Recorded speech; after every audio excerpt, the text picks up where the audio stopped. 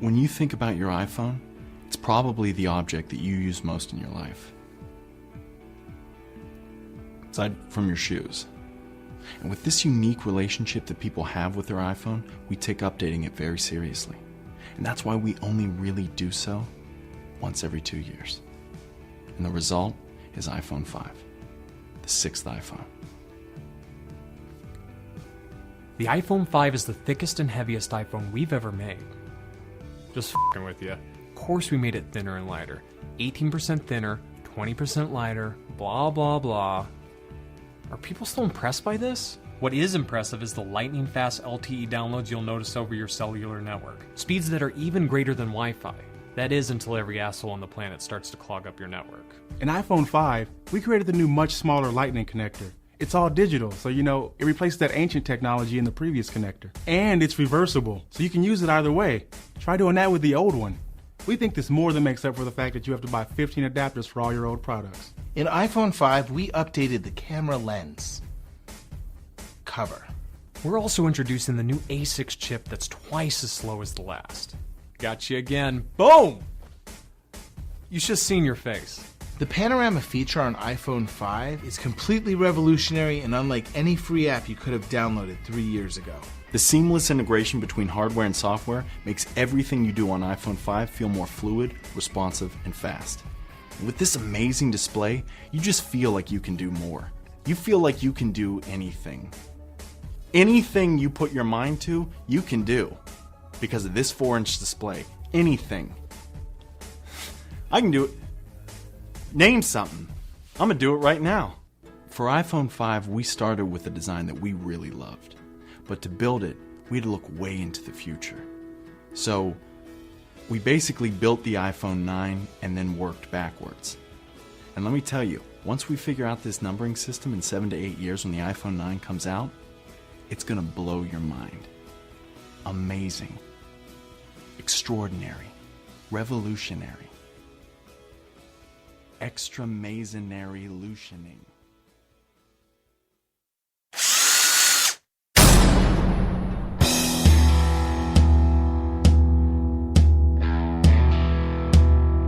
It's time for Fully Threaded Radio.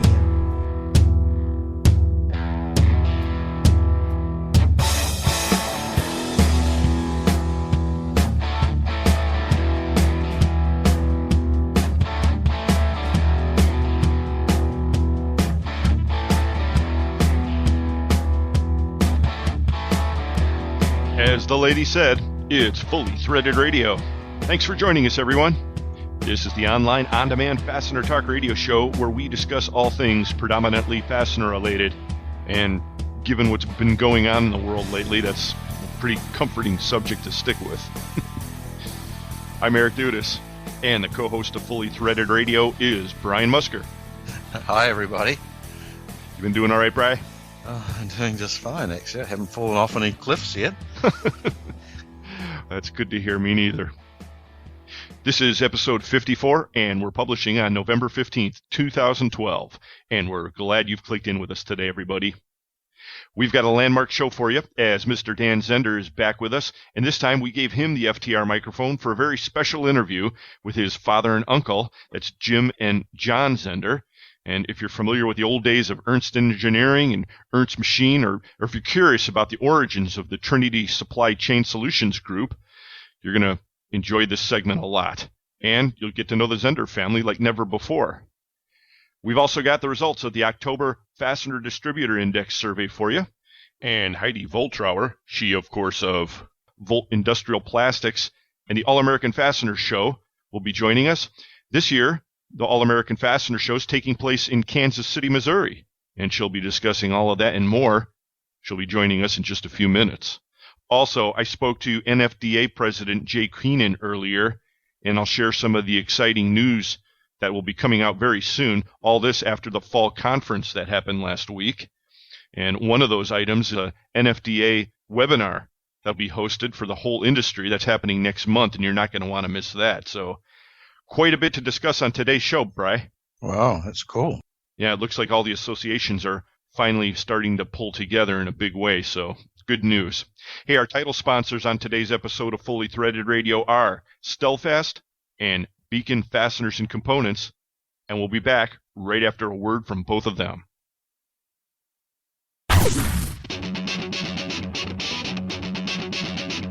When top quality and outstanding service are at the top of your list in fastener suppliers, turn to Stellfast. Since 1976, Stellfast has grown to become an industry-leading importer and manufacturer of the highest quality industrial fasteners, specialty items, and automotive parts.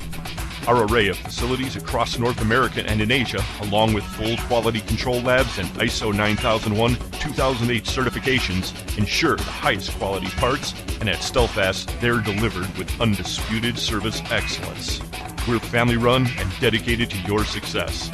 Our customers have come to depend on the expertise of our staff and the quality of our products.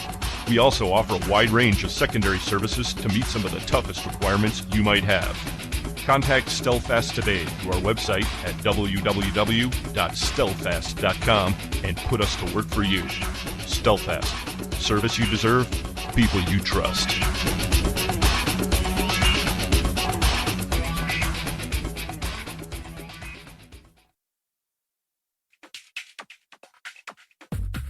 Ladies and gentlemen, the 2012 Beacon Fasteners have arrived to redefine the notion of superior engineering. See one and behold the ultimate synthesis of form and function, style and substance. Hear one as the head turns with inexorable force. Touch one and feel the fire-forged steel standing in stark contrast to the sleek and graceful lines of the body. But to drive one, to drive a 2012 Beacon Fastener is to experience a harmony of power and performance that surpasses all expectations. At any speed, at any torque, each 2012 Beacon Fastener model offers a level of handling unparalleled in its class, a feat made possible by the knowledge acquired through rigorous and systematic test driving, conducted at our own industry-renowned proving grounds, nestled in the heartland of America. And with the 2012 model year, we proudly introduce the newest high-performance addition to our lineup, the Machine Screw Series. Call toll-free at 800-669-2658 for your own private consultation with a Beacon representative and learn a whole new definition of performance. The 2012 Beacon Fasteners have arrived. Drive one today.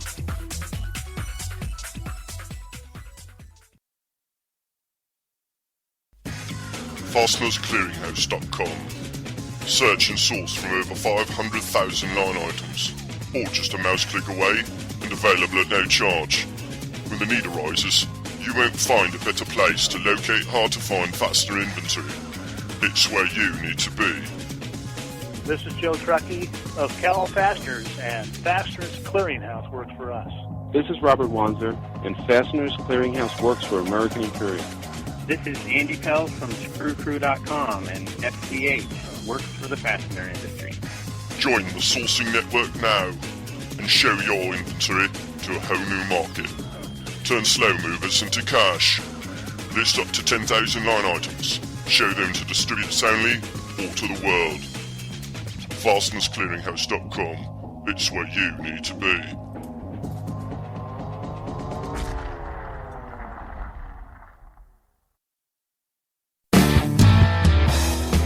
Hi, this is Vanessa from Beacon Fasteners and Components, and from all of us, we wish you a happy Thanksgiving, and you're listening to Fully Threaded Radio.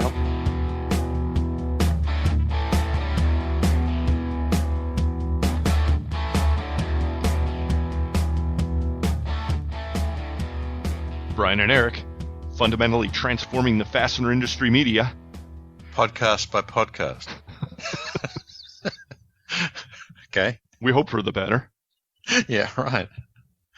It's like the electronic equivalent of one step at a time, okay? Thought you were going to say forward, and then I was going to stomp on you. Right. Well, we're also trying to transform the fastener world in other ways, and that's primarily through FastenersClearinghouse.com. It's a huge sourcing network for the fastener industry, and hopefully most of you know about it and you're using it, or at least your teams are. And that's at www.fastenersclearinghouse.com. We've got well over 800,000 line items right now, and you can get out there anytime at no charge when you're looking for a fill-in or a hard-to-find part, or you're looking for a vendor. Of course, we'd be very, very happy to have you listing your own inventory out there as well, and get with us anytime, folks. The website's fastenersclearinghouse.com. We've been working on a big project, Bri. Off and on, we've been talking about this, and this is, of course, the interface with InSQL and Computer Insights and Distribution One, and man, that's been really screaming along lately.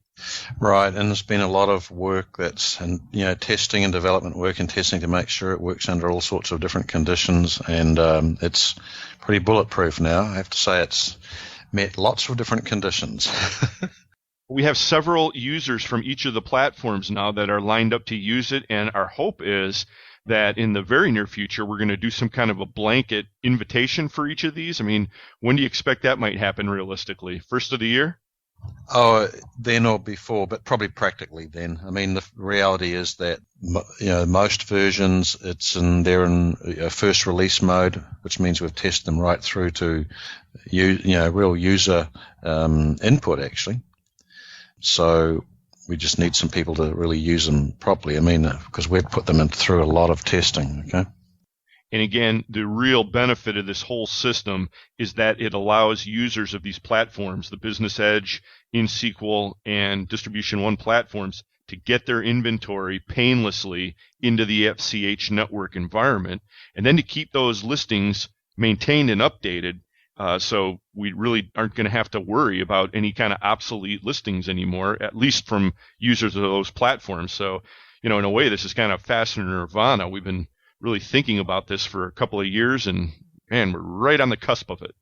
Right. Actually, we've been thinking, you and I have been talking about this as being where we want to get to for 5 years. It's taken us a while because the big problem always is, someone really comes to FCH, they know that we have such a wide variety of fasteners here, and when they finally find something they know they absolutely have to have, and they call the guy and says, "Oh, I sold it, 3 months ago or something," then they're disappointed with that person and with us. And so this is a way of correcting it. If we can make it as easy as possible for people to keep their inventory absolutely current, and we have done that, then our numbers get better and everyone benefits. It's a huge benefit to the industry, actually. That's right. And after all the disappointment the fastener industry's been through lately, we really don't want to have any more of it, right? Right. Yeah, we want the good news. We're providing some good news, okay?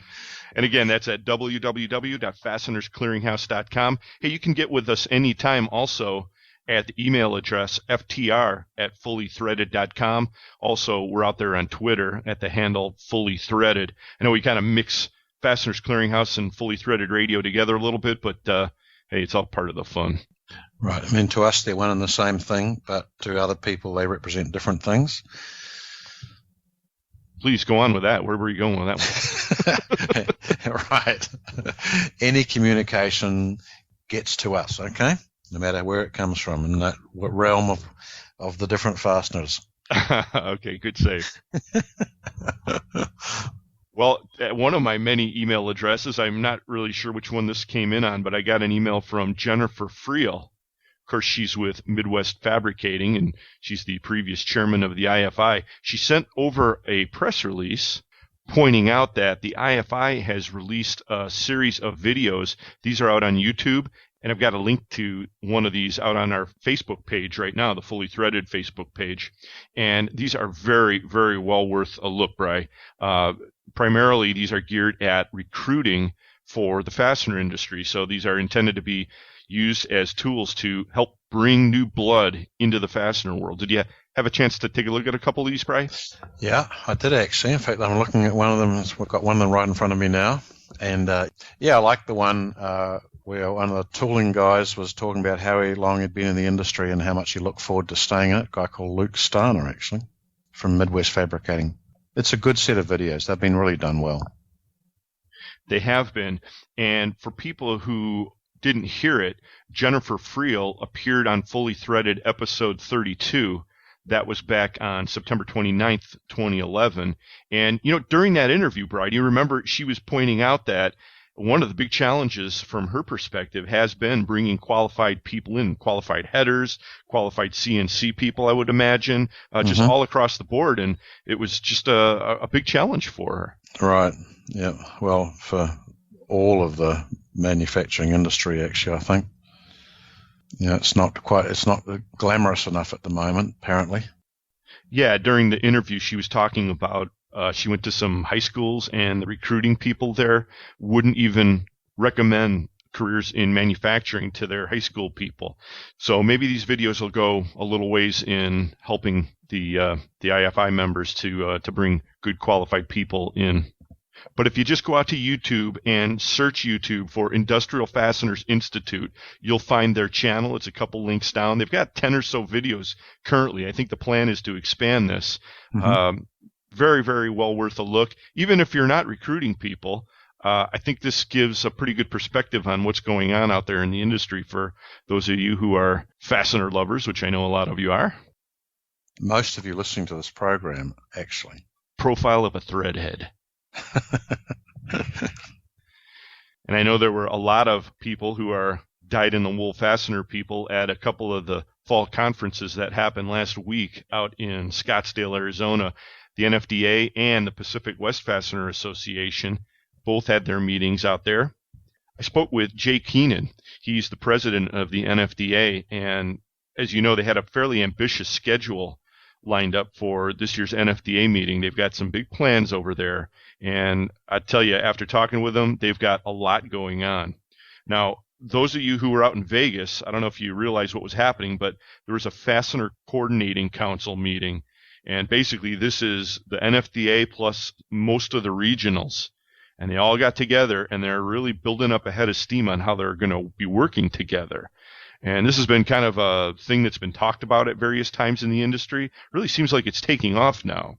So the meeting that took place in Scottsdale, one of the days it was actually co-located with the Pac-West, but for the NFDA's part of it, they were doing quite a bit of development work on this vision of bringing everybody together and working together. And we're going to be seeing some press releases that come out. Now, we've got Jay Keenan on the next episode of Fully Threaded, so he'll be with us for episode 55 to expand on this.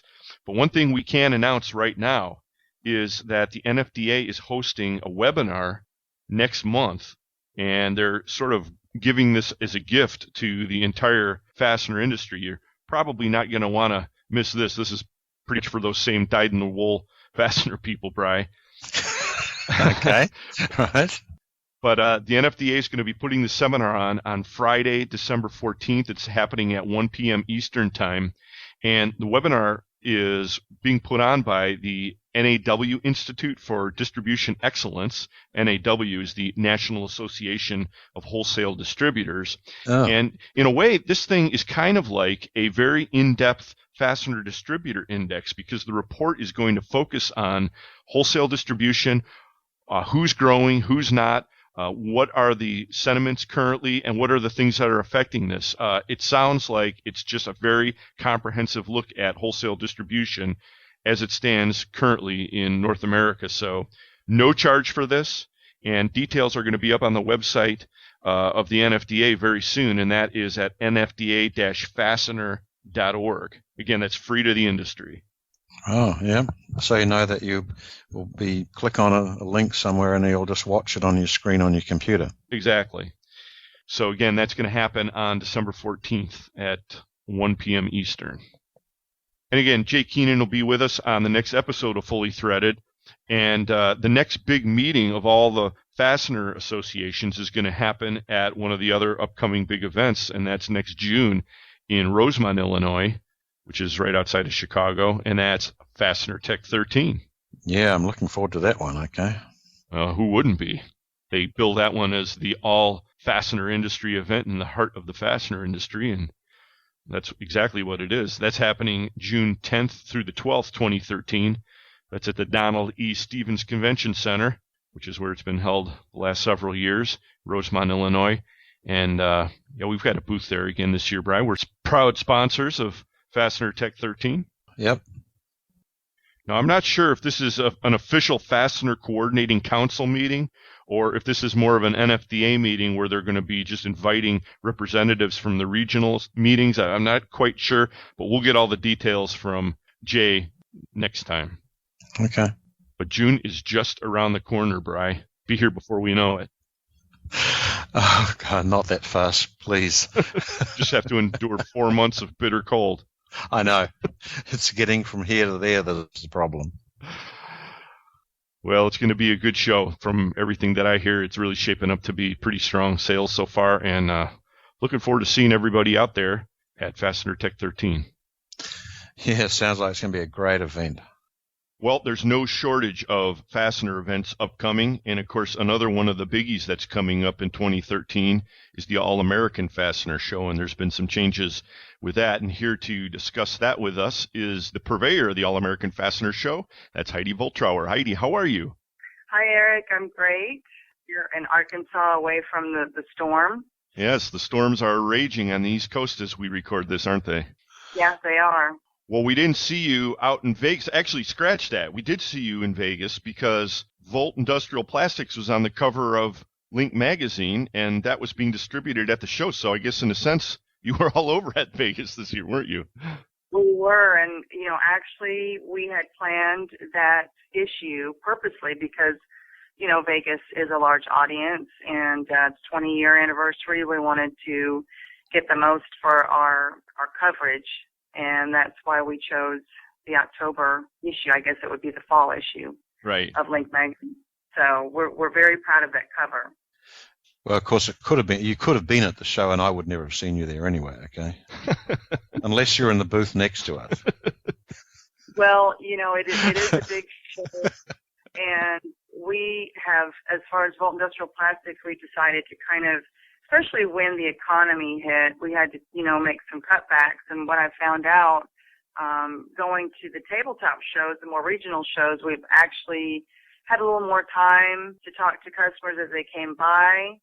The networking seems to be just a better situation because of the time that you have to talk to each person that comes by, and you get to know people. And the larger shows, I think there's a place for the larger shows as well.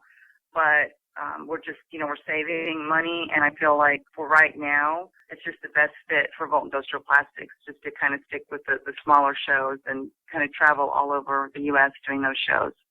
Right, and you're putting your money where your mouth is on that one because the All-American show this year is a tabletop show, and I think a lot of people have made some really positive comments about that. Before we talk about that, though, Heidi, tell us a little bit more about the 20th anniversary of Volt Industrial Plastics. I mean, this is a big deal, and you had a big shindig down there at your headquarters. Tell us all about it. Yeah, and shindig is the term we use here, so that works out perfectly. Actually, the history of Volt goes beyond the last 20 years. My father, Joseph Voltrauer, started his career as a tool and die maker when he was 18, and then started his own company, JV Tool, in 1973. And then he founded Volt Industrial Plastics June 1st in 1992. So Volt Industrial Plastics is actually founded by a true tool and die professional. And that's something we're very proud of, and very proud to say that all of our products are American-made. And that's something my father wanted in the very beginning, is to have complete control over everything that he makes because of the quality, which is something that's very important to Volt as well to this day because of his standards and what he started with back when he was 18 and started the tool and die profession. Oh, that's cool. Okay. Now, is part of the history covered in the Link article? Yes, part of the history is covered. I think I added a little extra information, but the Link article is very informative. And we're, like I said, we're very proud of that article. Well, people, I'm sure, have that sitting around at the office. So please, everybody, if you want to get more details on that, go out to the current Link magazine. Now, what's happening currently at Volt, Heidi? I'm sure you guys have some news to share. Well, we're in our new building as of June 2011. We moved from 24,000 square feet to 65,000 square feet. Wow. Yeah, that's a big change. It's like moving into a mansion. We're all so excited. People that didn't have their own office have their own office, and it's just, I think people are much more efficient. Having us all under one roof and having your own space to think is really helpful. And I'm sure some of you out there know what I'm talking about, working with people right next to you. We've also, along with gaining the square footage, we had added some new equipment, and we added 6 new molding machines. They go up to 220 tons. So Wow. we've increased not only our capacity as far as tonnage, but also our capacity as far as able to the size of a part. We can make a larger part now. So we're very excited about that. And then our CNC department, we've added new equipment. The latest technology that's out there we've added. Let me tell you, the guys in the CNC department are so excited with the new equipment. I don't know how to use it personally, but it's like a new toy for them. And again, that I think it makes everybody happier, and I think you're just more productive when people can work with the best equipment that they can. Absolutely. So very excited about that. Now, did you have the big 20th anniversary celebration in the new facility, or was that in the old one, and then you just left all the party stuff there and just moved out and left it a mess? I wish we could have left it a mess. We actually had the 20th anniversary here in our new facility, and we made it a special day. We had flag raising. We had not raised the American flag until we had our 20th anniversary. So we had a flag raising ceremony.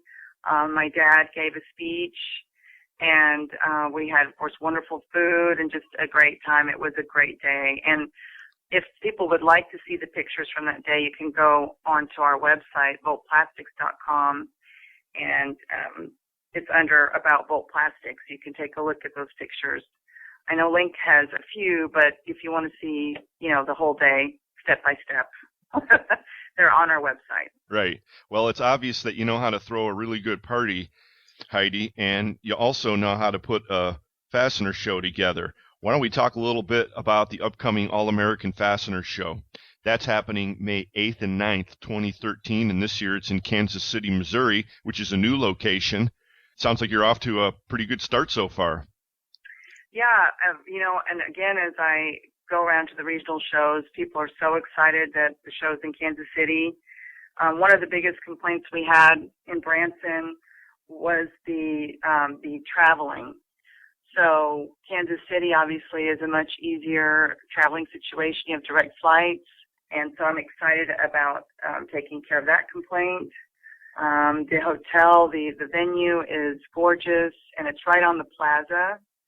I haven't had a chance to explore the plaza yet. I don't know if the plaza's ready for me, but I'm going to go out there and visit Kansas City and take a look around the plaza. But there's all kinds of shopping and restaurants, and it's amazing, and I can't wait to explore it. Well, actually, we need you to explore it because we'd like you to find out where the really good barbecue restaurants are, okay? I will, and as soon as I find out, I will let you guys know. And I think you guys are more in the bars, I think. Not always. No, not always. I mean, Eric might be, but not me, okay? Okay. Don't worry, we'll find them. But whatever you find, I'm sure you're going to be posting all of the information to the website. We better throw that out there. That's allamericanfastenershow.com. That's the website for all the details on all this. Yes, that's the website. And, we're still adding a few things as we speak, changing it from the Branson venue to Kansas City. And I'm not an IT person, but from what I understand, it took a lot of maneuvering to make those changes. So we're still in the process, but all the information is on the website, and you can register to exhibit or to attend online. And if you register before February 4th, there's $100 off of your booth. Oh, that sounds a pretty good deal. Mm-hmm. What's the schedule for the show, Heidi? Well, May 8th, we have the golf tournament. And the golf tournament's going to be at St. Andrews at Overland Park. It's going to be two-man scramble like last time in Branson. Booth setup is from noon to 4 p.m. And at 5:30, drum roll, please, is the Fastener Bash. Wow. From 5:30 to 7. I'm looking forward to that. And I know everybody's had a great time at the Fastener Bash the last couple of years, and we will not disappoint. Sure not. Okay, yeah. Yes, I think you've made a name for the show with your fastener bashes, that's for sure, Heidi. Well, I don't think you'll have to go out and look for a bar. I think that's the saver there, at least for a few hours, right? Say no more. Okay. May 9th, 8 a.m. we have registration again. 9 a.m. the show opens. At noon we have something new this year. We're going to have a free seminar, and lunch will be available, but the seminar is free, and it's on corporate image branding and web marketing. Oh. So I think that's pretty interesting. And that's Brooks Jeffries Marketing is going to do that seminar for us. Okay.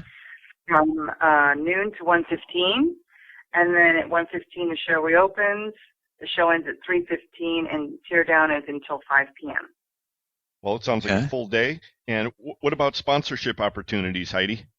Well, we have a few sponsors already that we're very excited about having on board. Of course, Volt Industrial Plastics. Thank you, Volt. Cable Pac-West, Brooks Jeffries Marketing, and Western Wire are on board so far. And we have sponsorship opportunities from $250 and up. So if anybody's interested in being a sponsor, which we would love to have you, support the show in any way you can give me a call toll free at 877-865-8237, or you can email it info@allamericanfastenershow.com. And I'd love to hear from you guys for the sponsorship opportunities. And again, the website for the show is www.allamericanfastenershow.com. Correct. If it's anything like our web address, Heidi, then it's going to pay off, because we believe that you can tell a lot about the size of a person's web domain. It's I probably shouldn't have gone there. Right, I think we'll stop there. It's allamericanfastenershow.com, folks. Also, on our website, we have a poll. We'd like to hear from the exhibitors, people attending, where they'd like to have the show for 2015. It's another thing. We're going to have the show every other year in the odd years. I'm going to let the industry choose where the next show will be. And the choices for 2015 are Kansas City, Nashville, St. Louis, or Memphis. And when you go online and you vote, it will instantly pull up the percentage of who's winning, what location is winning. And I'm going to announce the winner at the show, and then everybody will know where the location for the 2015 show will be. Cool. That's a cool idea. Well, we are in an election year, so I thought, why not?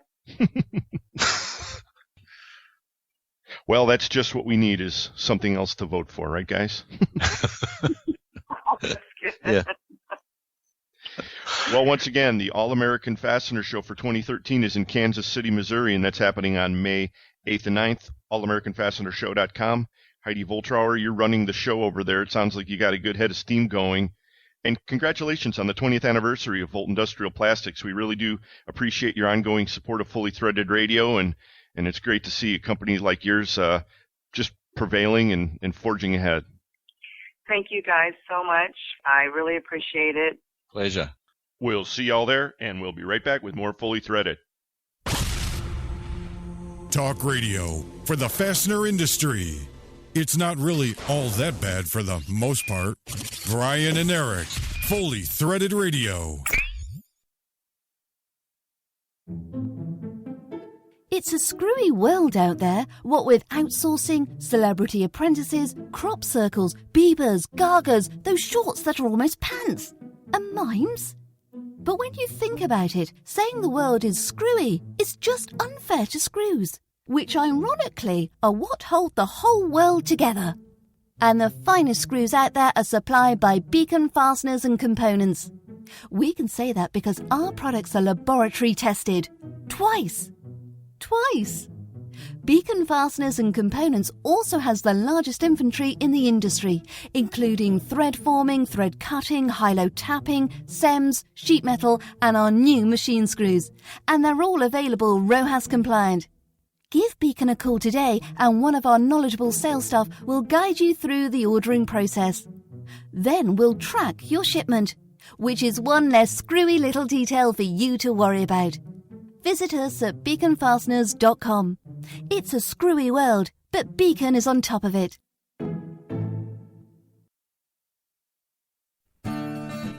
Hey, Fastener people.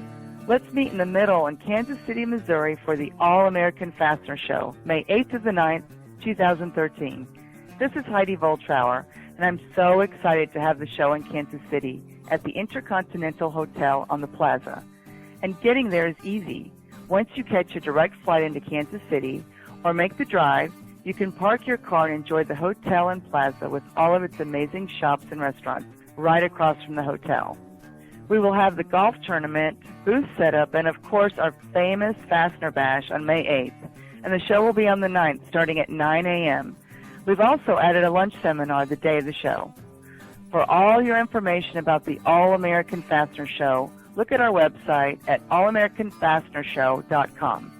Hope to see all of you in May at the All-American Fastener Show in Kansas City.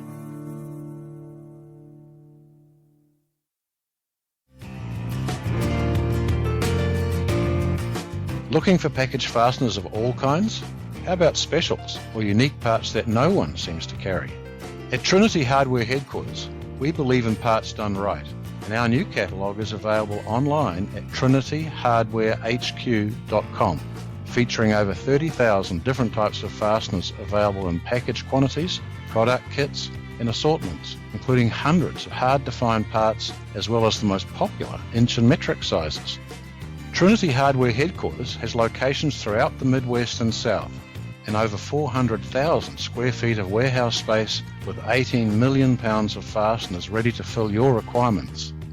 Our featured products include number 3 and number 7 head plough bolts, grade 5 and grade 8 carriage bolts, hook bolts, tap bolts, and nuts and washers of all kinds, plus much more. Visit our website at www.trinityhardwarehq.com or give Trinity Hardware Headquarters a call at 888-232-1010. Trinity Hardware Headquarters, for parts done right.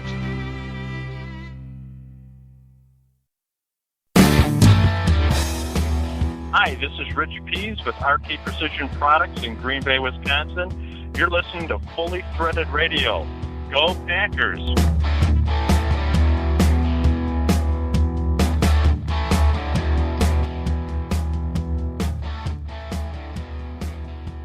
Back with you on Fully Threaded. You know, Brian, I'm out here on the All-American Fastener Show website, and I'm looking at the poll that Heidi's got for the city for the 2015 version of the show. Right. And that's kind of a cool thing. So I just voted, and I voted for Nashville for the 2015. And I'm looking at the results here, and it looks like, hey, I'm in the majority. 34.8.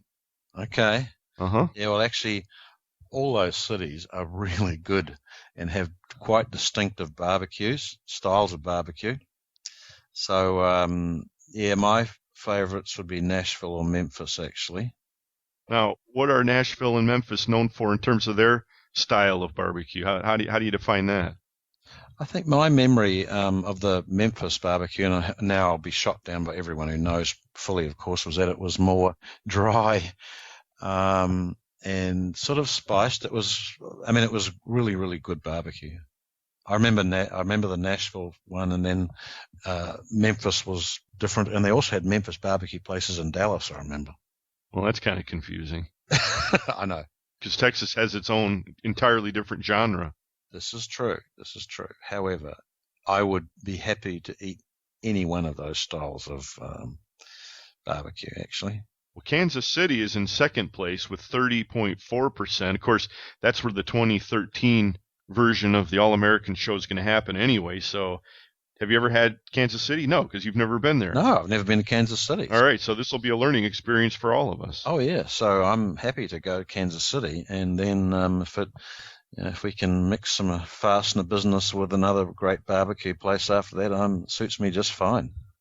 Well, I'm in favor of that as well. Well, hopefully a lot of people will vote, and we'll see what happens. Interestingly, St. Louis is in distant fourth right now with 8.7%. Yeah, I would think, though, that even though St. Louis is sort of interesting, that's a little bit close to the Midwest, and people want to try something different. Yeah, heaven forbid you should have a centrally located show. Yeah, I know. Yeah. You're right. I don't want that. Well, now speaking of good food, you were at the MWFA Scholarship Awards dinner with the lovely and talented Lynn Dempsey last week. How was the food this time around? Well, it's always great, and they put on a great show. And there was some, they handed out scholarships, a lot of really good students. I was disappointed that not quite as many students turned up to receive them, because there's a lot of work had gone into, setting these scholarship funds up by the different fastener companies. And for the host, we had a local radio personality from Chicago here called Ro Con, and he gave a fascinating speech. It was really interesting, sort of not what anyone expected, really. It was about the future of technology as it affected media, particularly spoken media. So he dealt with, where radio had been in its infancy when he started off. He described the differences between radio and TV, and he pointed out why radio is a much more personal connection, because your mind is really concentrated just on the voice. So he was a very good speaker and quite funny. And the lovely and talented Lynn Dempsey managed to get her photo taken with Rokon. Oh, I know she was really excited about that. She's a huge fan. She listens all the time during the afternoon rush. So yeah, it was. I heard good things about that. Oh, actually, it was quite funny, because we sat at a table and with Beacon Fasteners, and sitting next to me was Jerry Stachansky, their quality man expert, and he didn't really know who Rokon was. It's not the radio station he listens to, but when he heard that Lynn was dying to meet Rokon, he just got up and took her over there, went straight over to his table, introduced her. So it was really funny. It was very good of Jerry, actually. I wouldn't have had the nerve, okay? Well, it sounds like you guys had a real lot of fun. Oh, yeah, we did. Just ahead of the Fastener News Report, which we've got coming up, is that the Pac-West elected their officers for 2013. You can see details about this at globalfastenernews.com. They've got a story dated November 11th on this. Headline is Doran Lehman head Pac-West for 2013. Oh, okay. Yeah, so our friend Russ Doran of Timberline Fasteners was reelected as president for next year, and our good friend and inventor of the Pat Bolt, the slightly androgynous bolt for everyday use, Tracy Lehman of Pacific Warehouse Sales, was elected vice president. Oh, okay, good. Yeah, the Midwest Fastener Association, I just heard, is actually by membership the largest association in the country now. But one thing you can say about Pac-West is it's definitely the grooviest of all the associations. Wouldn't you say? Oh, yeah. You certainly have the cleanest air. Of course. The Cal EPA is busy deploying all its own cap and trade regulations right now. Yeah, thank God. Okay. Which actually, when you think about it, it's really kind of funny because, in most of the Pac-West states, you can now legally do bongs at their meetings if you're so inclined. Not that any of them do, but after the last ballot initiatives. Yeah, and I trust you and your definition of clean air. Well, I'll tell you some people who really do care about clean air, and those are our sponsors. And sponsoring the Fastener News Report is Volt Industrial Plastics, makers of the world's finest plastic fasteners. And, of course, our title sponsors, Stelfast and Beacon Fasteners and Components. And don't forget Trinity Hardware Headquarters. They're also with us, and we appreciate the support of all our sponsors. We also appreciate you listening to Fully Threaded Radio. We try to make every episode just a little bit better, and we look forward to hearing from you with any suggestions you might have, so please don't hesitate. We promise we'll pay attention to them, okay? Well, don't go overboard, bro. Oh, sorry. We look forward to them. Oh, I don't. Yeah, sometimes, okay? Here's Mike McNulty. Thanks, Brian and Eric, and greetings to all the Fully Threaded Radio listeners out there. This is Mike McNulty from Fastener Technology International magazine, bringing you the Fastener News Report, which is sponsored by Volt Industrial Plastics, makers of the world's finest plastic fasteners. Regular listeners to this report are sure to know that I was way off on my forecast for the 2012 presidential election. The landslide prediction that I made at the end of last year and held on to until about 9 p.m. on election night never materialized. I now know why I was wrong. Evidently, I can only focus on one thing at a time, and listeners know that I am always focused on the fastener industry. So here is today's Fastener News Report. In our top story, we're going to get the results of the Fastener Distributor Index for October.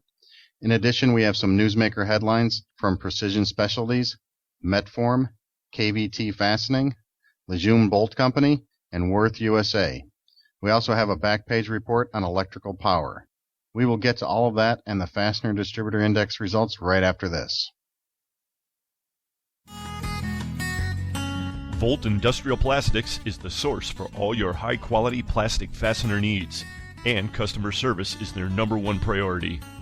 With almost 1 million fasteners in stock and same-day shipping on stock items, Volt Industrial Plastics carries inventory so you don't have to. Volt manufactures everything in-house from over 125 different materials, and they're proud to say 100% of their products are American-made. And of course, custom tooling and in-house bagging is available. Contact Volt online at www.voltplastics.com. Volt Industrial Plastics, makers of the world's finest plastic fasteners.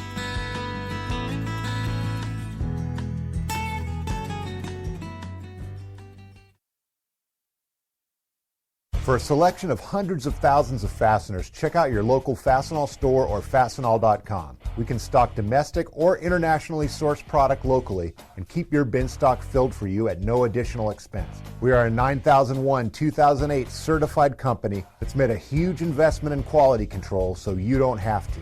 And if you can't find it on our shelf, we can make it for you at the quantity you need at one of our many manufacturing facilities. Learn more by contacting your local Fastenal store or visiting Fastenal.com today.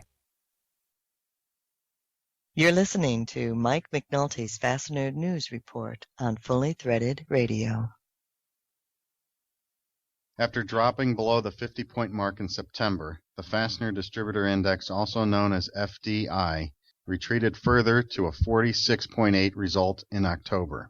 FDI data is collected and analyzed by BB&T Capital Markets and the FCH Sourcing Network, and it seeks to identify demand, pricing, and outlook trends within the American fastener industry. To get the full story on the October FDI results and fastener distribution in the USA, we talked to Holden Lewis of BB&T Capital Markets. Hi, Holden. Thanks for joining us on the Fastener News Report. Hey, Mike. It's nice to catch up with you again this month. Now, it looks like the FDI departed from its recent seesawing around the 50-point mark as it dropped for the second consecutive month in October. What can you tell us about the FDI results for October? Well, when you put it like that, it certainly sounds like a bad thing.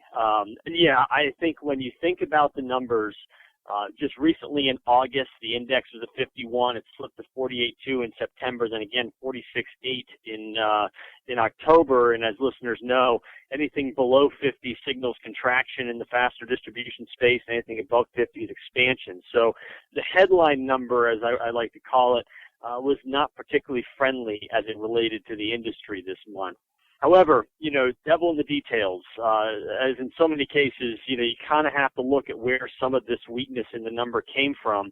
And I'd like to point out a couple of things that are pertinent to this conversation. The first is the sales component, which I think is particularly important because it should reflect what our listeners are really sort of feeling today in real time.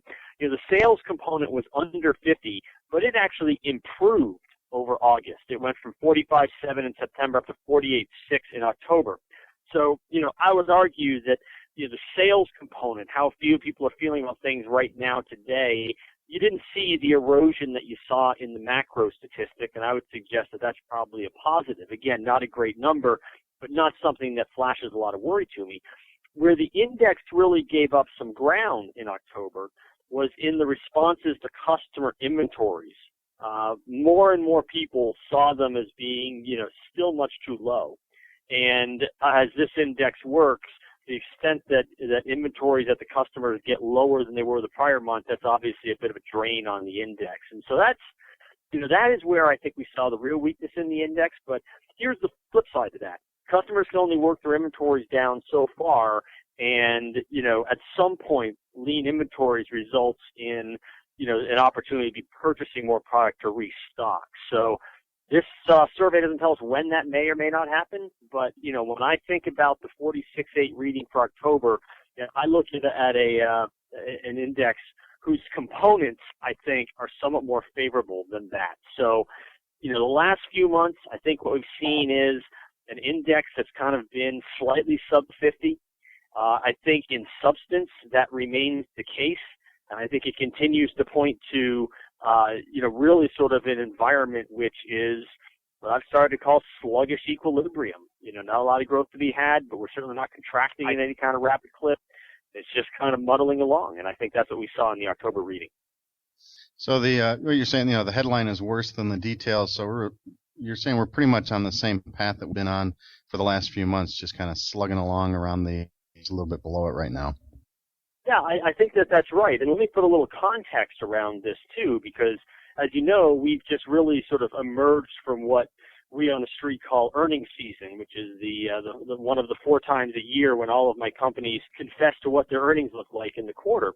And there's been a couple of big themes that have come out of this earnings season. By the way, it was not a great earnings season. More often than not, I've been cutting estimates, but a few themes have certainly come out.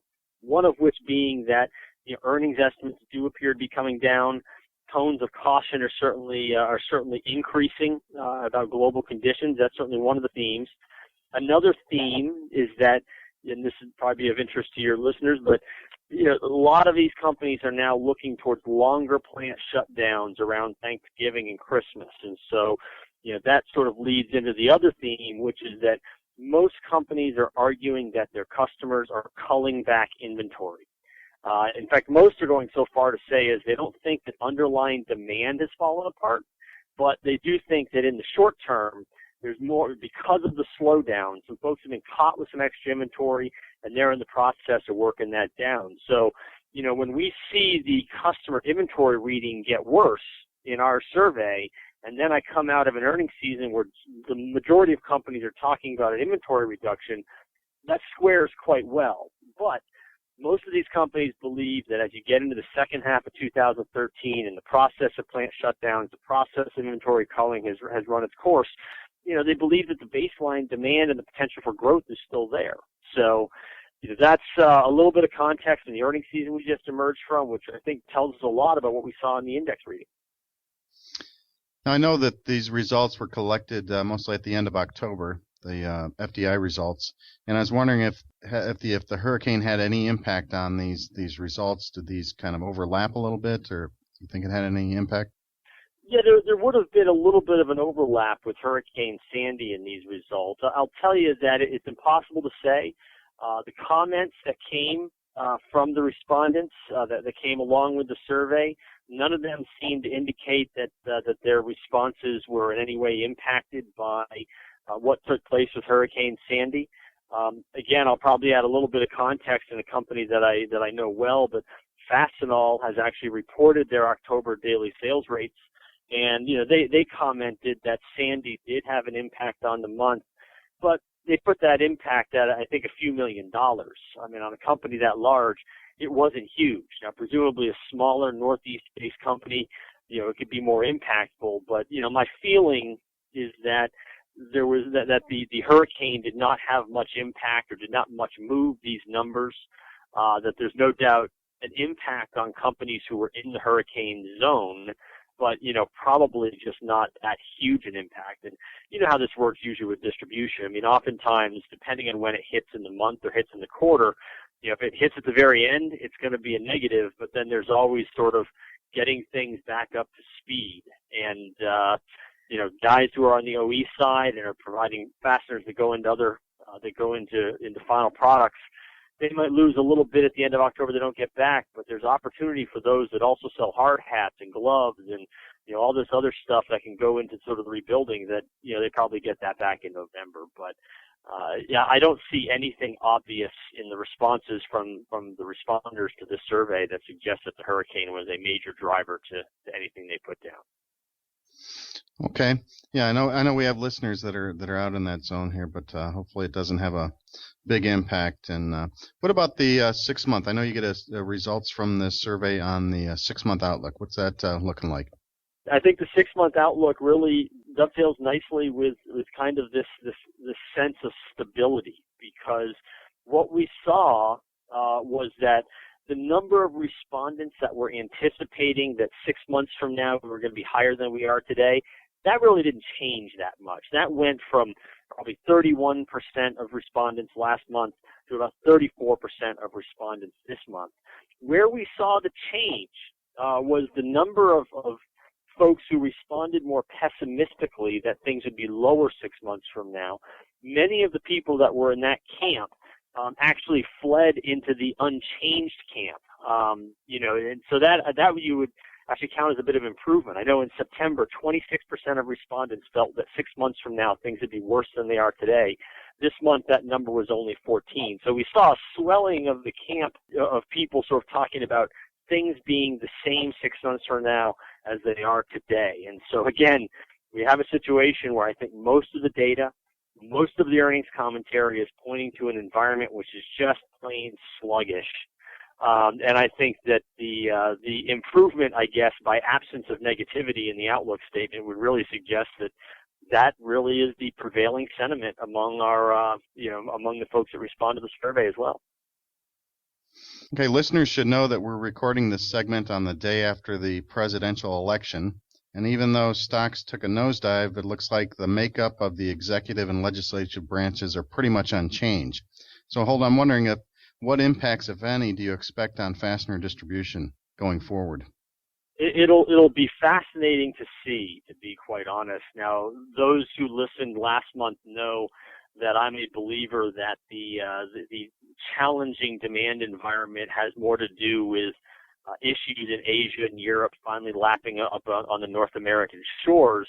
So I'm not a huge believer in the idea that we just need a different president or what have you that I hear so much.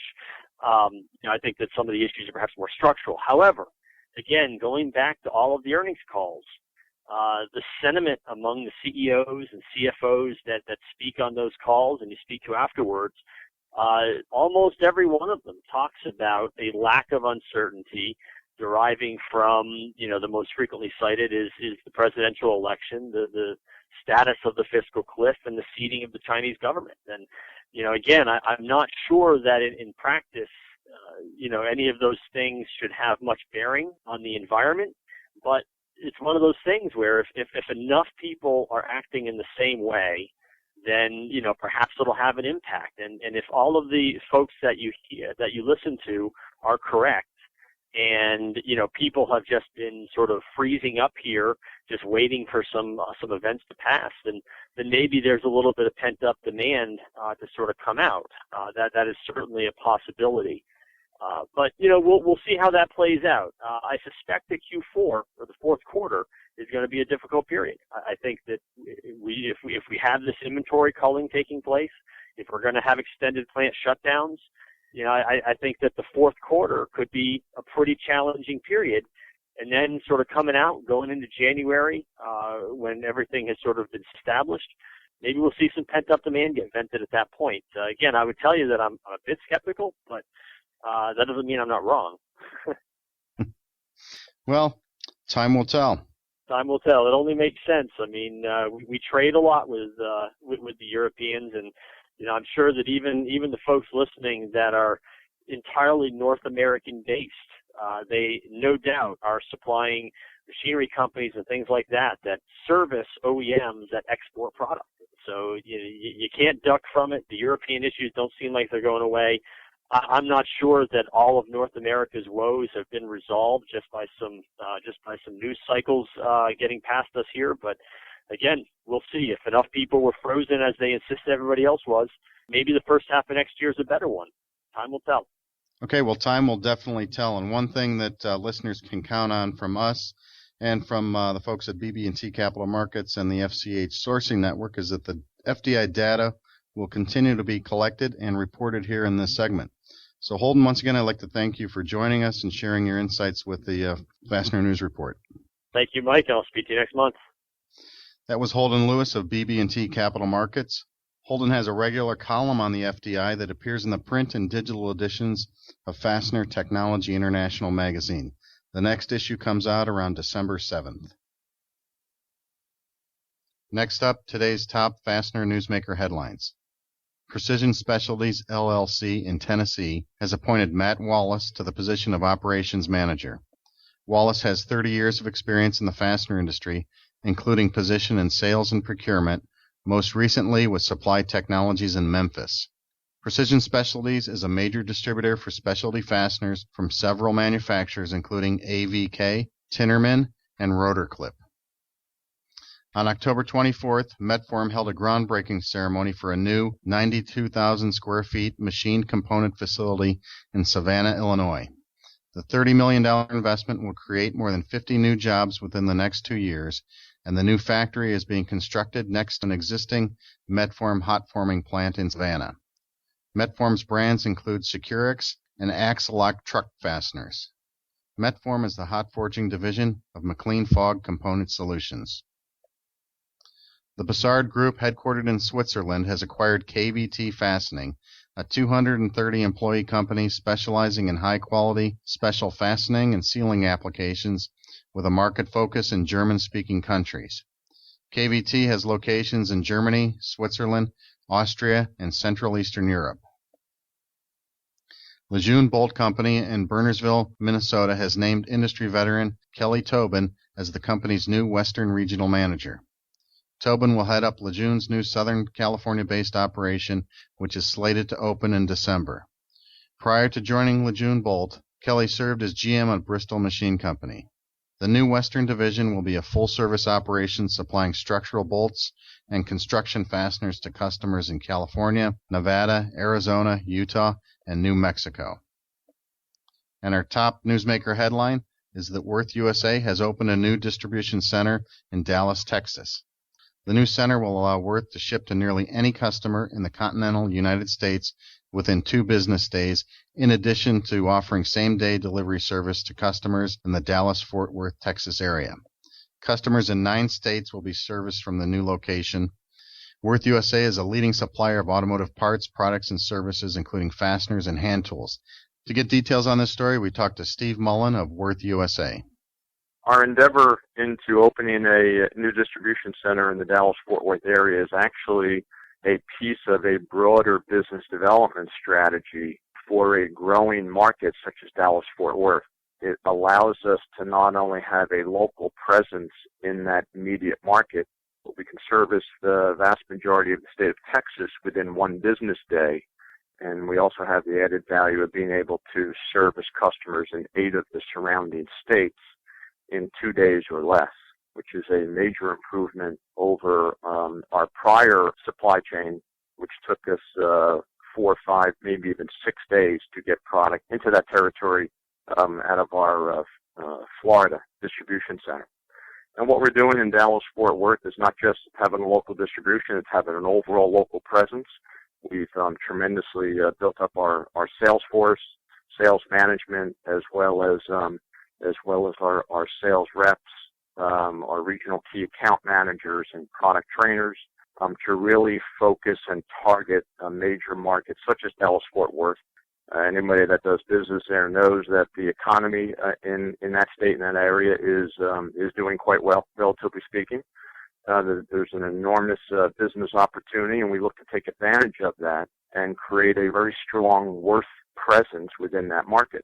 And we will then replicate this endeavor in other major markets throughout the country in the near future. Finally, let's turn to the back page for a report on electrical power. Electricity gets a lot of attention these days, not only as the most desirable mode of powering a car, but as for being a relatively harmless, easy to produce and acquire energy source. Now, I'm fond of any type of energy that is useful, economical, and that uses fasteners. But I think there is some misinformation around the production of electricity and how it is actually made. In the USA, most electricity is produced using steam turbines, which are powered mostly by burning fossil fuels.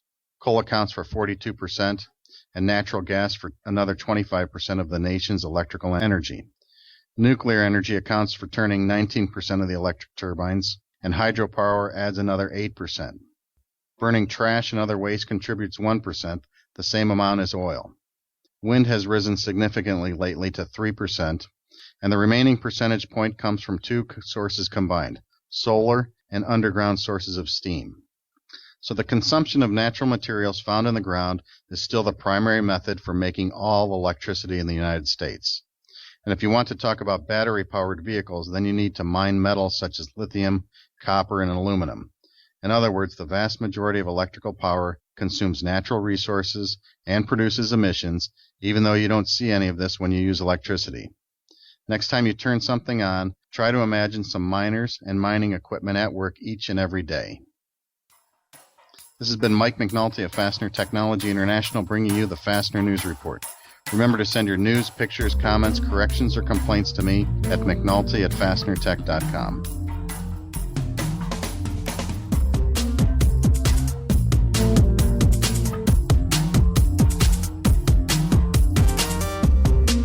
Up next, it's Zehnder Palooza, as Dan, Jim, and John Zehnder join in for a conversation you won't want to miss. Thanks for listening, everyone. It's Fully Threaded.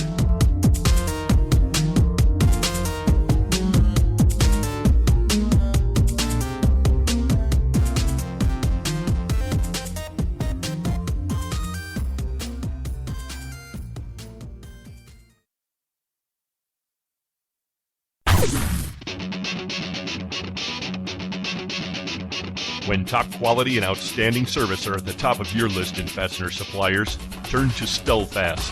Since 1976, Stellfast has grown to become an industry-leading importer and manufacturer of the highest quality industrial fasteners, specialty items, and automotive parts. Our array of facilities across North America and in Asia, along with full quality control labs and ISO 9001-2008 certifications, ensure the highest quality parts, and at Stellfast, they're delivered with undisputed service excellence. We're family-run and dedicated to your success. Our customers have come to depend on the expertise of our staff and the quality of our products. We also offer a wide range of secondary services to meet some of the toughest requirements you might have.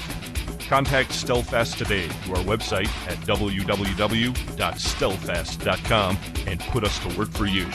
Stellfast. Service you deserve, people you trust.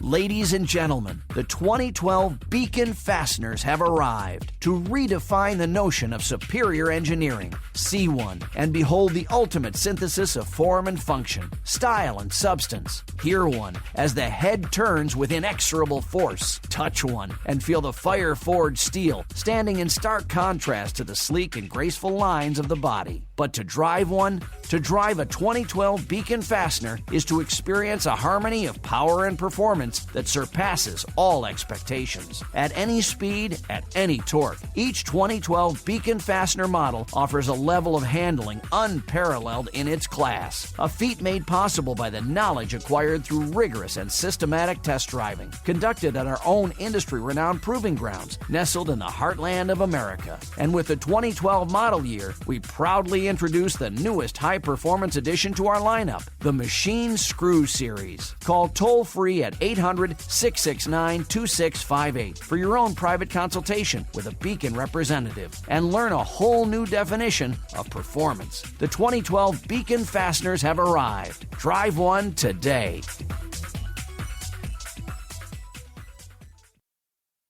For a selection of hundreds of thousands of fasteners, check out your local Fastenal store or Fastenal.com. We can stock domestic or internationally sourced product locally and keep your bin stock filled for you at no additional expense. We are a 9001-2008 certified company that's made a huge investment in quality control so you don't have to. And if you can't find it on our shelf, we can make it for you at the quantity you need at one of our many manufacturing facilities. Learn more by contacting your local Fastenal store or visiting Fastenal.com today. Hi there, this is Jim Zehnder with Trinity Logistics, and you are listening to Fully Threaded Radio.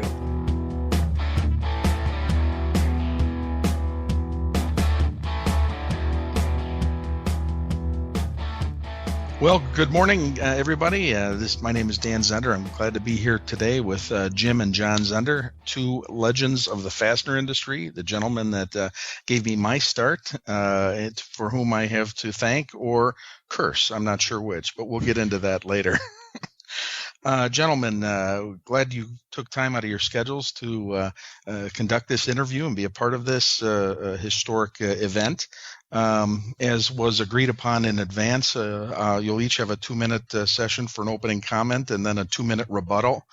Oh, no, I'm kidding about that. We're going to take some time here and just talk a little bit about the history. You guys have been through so many different things, and the Zehnder family has been part of fastener business since back in the 1940s, and with your dad and so forth. And I'm just so thrilled to have this opportunity to be together with both of you now, and got a few questions I'd like to ask as we talk about the history.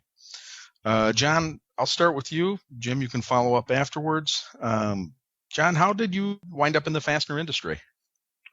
Well, in 1948, when my dad and brothers started Zehnder Engineering, I was 10, and we moved to Cleveland, and my dad got saddled. This is Paul Zehnder, our father, got saddled with running a machine shop and bumped into a couple of opportunities to sell fasteners. At the time, these were industrial war surplus fasteners, same stuff they used on tanks, they used on Caterpillar tractors. And with his vision in creating this business, he mailed out mailings to all road machinery dealers. That would be Caterpillar and Case and Alice Chalmers and Bucyrus Erie, and established a source for industrial road machinery fasteners. And at the same time, with all his mailings, he instituted, which I think was revolutionary, collect calls, where people could call the company and collect. And they could take the order, and then he'd have a quick delivery and follow up. And same thing my dad did with advertising gimmicks and prizes and point systems. And he hired and had with him his uncle, or his brother, my uncle, Phil Zehnder, that had Lamson and Session experience and insights. And two of them went full-time fasteners from this engineering company, and they developed the idea of selling over the phone and direct delivery industrial fasteners, especially at the time beginning were road machinery, off-highway equipment stuff. So you started. I got involved as a 10-year-old. And during high school summer vacations and college vacations, I worked in a warehouse and they typed orders and typed up invoices and so forth. But I started in Chicago teaching school after I graduated. And after 6 years of teaching and with family on the way, I thought I needed a more successful career. So my Uncle Phil invited me to join the company here in Cleveland in 1967. And as a result, I came into the office and got established at Earnest in 1967. Well, very good. Jim, what about you? Well, I'd just like to add a few things to what John said about the beginning of the business. The name, for example, it was the day that they were driving to buy some stationery for the company that my dad and his brother Phil decided what they were going to call the company. They didn't hire some merchandising outfit to figure out what it should be named or what colors they should use on the ink. Instead, they did it themselves driving in the car. And they picked finally my dad's middle name, which was Earnest. And German, that's E-A-R-N-E-S-T. No, it isn't. That's the English. The German is E-R-N-S-T, Ernst. So later on, I asked my dad, how come you picked Earnest? He said, well, it's sincere, it's earnest, it means we're going to do this right, and so forth. I said, well, that's good. I said, but how come your name is spelled E-A-R-N-E-S-T as the business name. Your name was Ernst. He says, no, look at my birth certificate. You'll see it's Earnest. Well, I checked out my dad's truthfulness, and by golly, he was right. It is spelled Earnest. Only one thing wrong. It was in ballpoint pen, ink. And in 1948, there was no such thing as a ballpoint pen.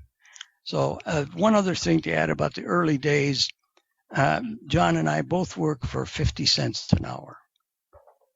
And so how did you start? What was the first thing that got you into the industry? Well, at that time, when I was 13, I became the leader of the molding bolt machine maker, which was a 4-ton punch press, which came down and crunched a cap screw to a little square with a hole in it.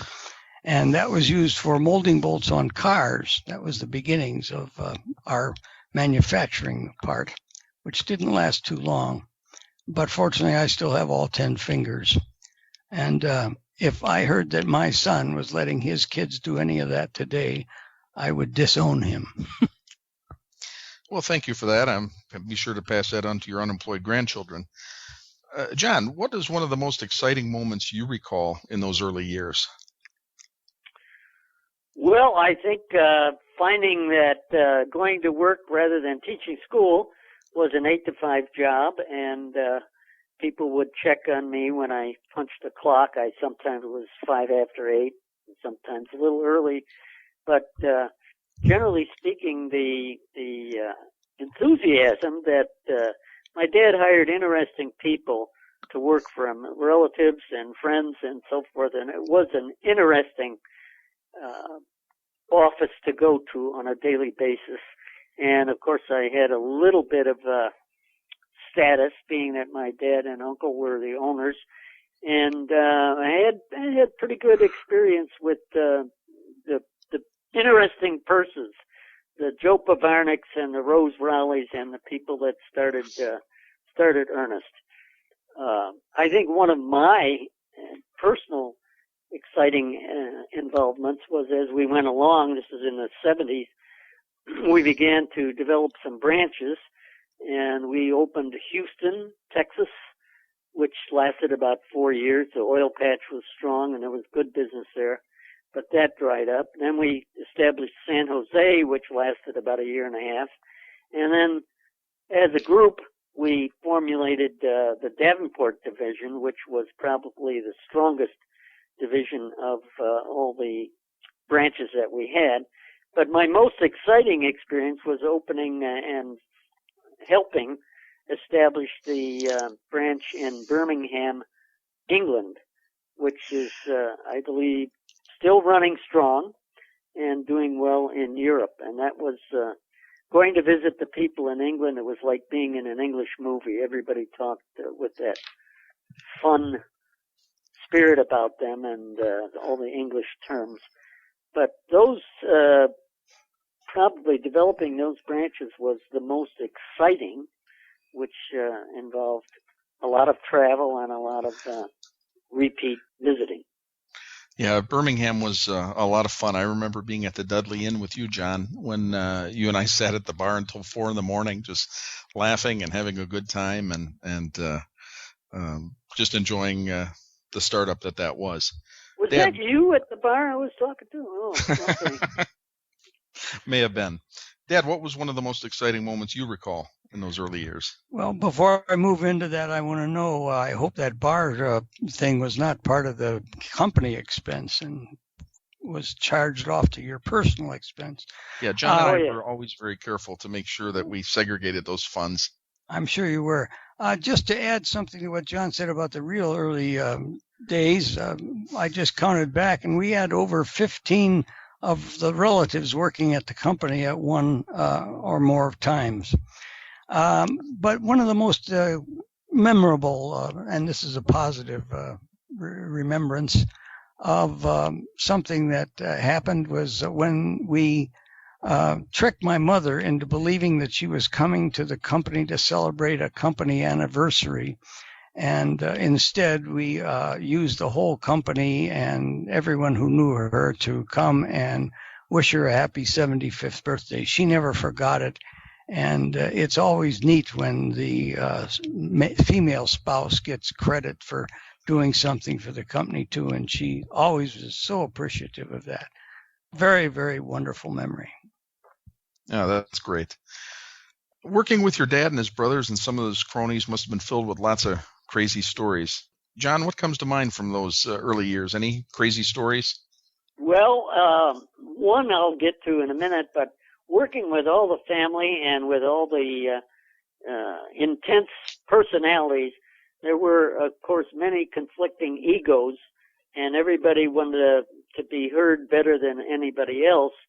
But knowing that the end result was more important than the individual egos, it all worked out in spite of it, and we got formally together and produced a probably, now I can say, international fastener name, Earnest Machine Products, Earnest it's called now, and had a considerable reputation built up in those many years with the fastener industry throughout the country. But my most interesting story was probably after my dad retired. I was in my office and the warehouse manager came to me and said, "What do I do with the sardines?" And I said, "What sardines?" He said, "We just got delivered 10,000 tins of sardines. Who bought those?" I said, "I think I know who bought them." And of course it was my dad, always concerned with volume purchasing, caught somebody at a grocery store, said, "Say, young fella, I want to buy some sardines." And he said, "Yeah, here they are." He said, "No, I want 10,000 tins.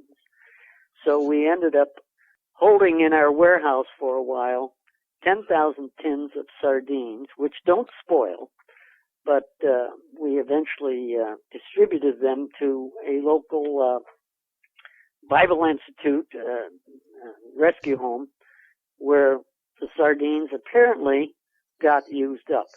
But my dad, because he couldn't resist buying volume, which he always did, if something was $100 at a nickel a piece, he would buy 1,000 at a penny a piece, whether it's a fastener or a specialty item or whatever. And that was the last reflection of his volume purchase, and Ernest had in its storehouse 10,000 tins of sardines. And as I recall, you and Jim, you both blame me for years of poor inventory turns, and here it's genetics. For sure. Dad, what about you? What do you remember from those early years? Well, again, it's a story of our dad. I remember when we were on the edge of purchasing our first outside branch in Davenport, and we, of course, were trying to do everything just right, and we had oil ground testing and one test after another about this right and that right, because we wanted to please OSHA or anybody else who would stick their nose in our business. And so we were debating as to whether we should buy it or not. And someone who worked for us for 50 years altogether was the man who always asked the questions, what would be the worst scenario that could happen? And so he was putting forth the idea that we should have yet another test of the soil to make sure that nothing was wrong.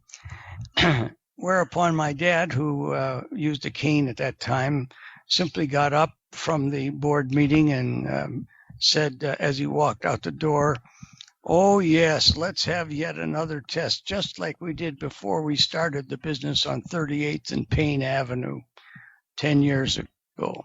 And then he walked out the door. Of course, immediately the vote was taken, and everyone voted to buy it right away. No more testing. Get the job done. If we inherited anything from our dad, it was impetuosity or immediacy, depending on which way you want to look at it. Dan? Those are great memories. Well, family businesses are not always a bed of roses. How's it been to work with so many family members in one business? John? Well, I think, as I mentioned before, there's many conflicting egos, but there was always the same tug to get the job done and make sure that Ernest came out ahead rather than behind, just because of conflicting thoughts. And it usually worked out beautifully. Yes, it has. Jim, what do you recall? Well, I don't remember too much ego conflicts, except once in a while between my brother and I. He would, he was there 10 years earlier than I joined. And so I think he used that kind of a wedge to offset the fact that I was the firstborn. So I secretly got back at him because every time I signed a paper, I signed a JPZ Roman numeral 1. His name is John Philip Zehnder, and he has to be Roman numeral 2. And that's how we had a lot of fun in our business as well. What are you talking about, Roman numeral 2, after all? Okay. See, it still works. Yes, it does. Well, besides technology, computers and things like that, how have you seen the industry change? John? Well, I think it's become more formal with all the mergers and acquisitions that happened in this industry. Most of the industry started out as family businesses, and even though family ownership is still evident, it's a little more formal, a little more serious, and maybe not as folksy and friendly as it used to be. But I'm observing that from afar and not up close. But I think some of the enjoyments of being at the Columbus Fastener Show or the Las Vegas Fastener Show, where everybody was a little more, hey, how's your dad? How's your kids? How's your this? I don't think that happens as much anymore. But again, I'm observing from afar. Okay, I would say one of the things that I've noticed was ever since Congress got involved in trying to dictate the accuracy of making fasteners and selling fasteners that were worthwhile, in the NFDA, we spent 15 years discussing back and forth what to do about how we could get rid of some of these nuts and bolts that were coming in that were not meeting what we know was the right manufacturing description. And I think that if government gets involved, I think it should limit itself just to saying, thou shalt not steal. That's a good beginning point. I've heard that somewhere before. But since I have you both here now, let's use this opportunity to clear up a piece of family history as to which one of you was surprised or said that the fax machine would never replace the telex machine. Do you remember that discussion? Because I remember. That was me. I thought the fax machine was a thing of a fad that would come and go, and Jim thought, no, this is here to stay, and boy, was he right. Yes. John, I want to tell you something. I appreciate your honest, straightforward, immediate answer because I just won $20 from my son who bet me that I was the one who said the fax machine was a fad. Yes, my memory is actually very weak. Well, some of those changes that we've talked about, what do you like? What do you not like? Changes in what's the industry is happening now, I would say one of the things, and again I'm observing from afar, is I think that the gatherings of fastener people have become a little less congenial, and the kinship that used to be a little more evident is probably modified and a little bit skimmed down. I think it's become a little bit more of a serious organization. Of course, one of the things that we did when Jim was talking about specs of fasteners and so forth, one of the big items in Earnest's history is developing an inspection lab, which we spend a lot of money on equipment and staff and so forth. And I think even today, our Earnest company here in Cleveland still runs an inspection lab that is a little more serious and respected than some of the third-party inspection operations that exist now. So I think that was a big thing for us to establish and to maintain and build up our reputation with the idea that our products meet the specs, and we test them regularly. Just a little bit of other history, too, that we shouldn't forget here. When we split the company at the advice of our auditors and our accountants and so forth, we decided that one side would go one way, selling one section of the business, and the other side would go another way, and so forth. But the important thing was, how did we exist working together for 20 years without shooting each other? And the reason was coming up in a minute when my son asked the question. That is the next question. With two brothers working side by side and running the business together, and me having to mediate and put out fires all the time. No, I mean to make things work. How did the two of you make that work, being co-owners and co-leaders? Dad? Well, I tell you, I'll answer that one first, if I may. One of the things that we did was when my dad turned the company over to us, he said, well, Jim, you've only been here for a little while, and John, you've been here for 10 years already, so you're going to be president till death, and Jim, you can be chairman until death. I thought to myself, well, that's not a bad way to enter the company as chairman of the board, and it has proved out to be very fine. However, the next morning, my brother and I decided a two-headed calf is a freak. How in the world are we going to run this company if both of us think we're the boss? So what we decided was this: every year we would change leadership and use the title CEO as the identifying leader. So 1 year it was John, next year it was Jim, next year John, Jim, on down the line. And everybody told us from day one, it will never work. What happened, however, was this.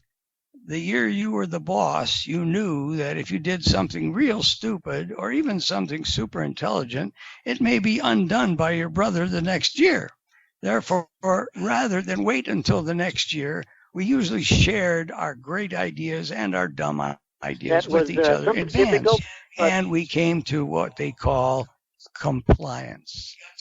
But we got to the right ending, yeah. And that was one of the ways we worked together for 20 years. 20 years. And the only reason we don't work together today is both of us are retired. Speaking of retired, if I may talk to my dad's situation, when he retired from the company, he did it very graciously and without too much interference, except one time Jim and I were visiting him in his home, and his opening line to us was, "Oh, have you two guys gone broke yet?" Which didn't really offer a lot of encouragement, but we knew that he was just testing the water, and we said, "We're not broke, we're doing more business than we did last year." I remember one time Grandpa asked me, "Hey, how are the boys treating you?" Meaning the two of you treating me, and I looked at him and I said, "Well, oh, fine, Grandpa, I'm doing okay." And he says, "You're darn right, you're doing okay. I've seen your W-2." So that was one of the Paul Zehnder traps that I got sucked into. You both have sons in the industry today, running their respective companies. That must be something to see them carry on your work. What are your thoughts about that, John? Well, I think it's going very well for our smaller divisions that are operating. They're doing well, and they're competing in the fastener world. I think they're a little more serious than they have to be, and a little more sophisticated than it calls for, but maybe that's what the times are necessary. I believe that the old friendships, when we were all members of the NFDA and going to Columbus and those seem to be a little more strained than they used to be. They used to be, you would sit down and play some cards and then we'll do business, or sit down and have a drink and then we'll do business. But I think the present seriousness and sophistication of the new regimes are a little bit, in my opinion, a little too sophisticated and lose some of the friendliness. I don't know how that is on your end, Jim, but I seem to pick that up a little bit here at Cleveland and Earnest. Well, I can't say anything about the congeniality because I haven't attended a good Fastener meeting for the last 15 years, and I'm sure it's a different kind of congeniality, but I doubt very much whether the nuts have become less nutty and the bolts have become less fascinating, I should say. But I will say this, as far as it goes, the division that we handle called Trinity now, which is separate and apart totally from Earnest, has been doing very well. I admire my son's efforts and his adaptability to this new technician stuff that they got left and right that helps them achieve the goals that they strive to attain, which in my opinion are sometimes monumental. And yet so far they have continued to attain them. By that I mean I get my pension check every month. Not that it's as large as it should be, but at least it comes regularly. So moving on to answer that question more fully, I think the business on both sides are in good hands, and with the Lord's blessing, as it was for the 30 years under my father's leadership, it will continue. Well, thank you both. Any final thoughts, any memorable stories that you'd like to share, anything that didn't involve you guys being in a crime of any sort, a felony or misdemeanor? Is there anything that stands out in your mind that just, I think of a few right now. John, you always said things were, it's a matter of the money's in the making of the movie someday. And Dad used to say that mark it up only 20%, but charge 80% for handling. I always got a kick out of that. I think when you say, Dan, when you talk about the money in the movie, all the good characters are either gone, passed away, or almost near visiting the nursing home. So I think the movie would have to spend a little more money to get the real good character actors that we had. But one other thing I want to highlight is the opportunity that working at the company for those many years, which was 39 actively, the visits to Japan and Taiwan and Korea, and especially Germany, Italy, Denmark, and England were so invigorating and edifying. The fact that we as Earnest were distributors and suppliers of fasteners, still had these contacts with major manufacturers of fasteners all over the world. And it was a thrill to visit these companies in Japan and Italy and Denmark and know that we were a significant part of their distribution.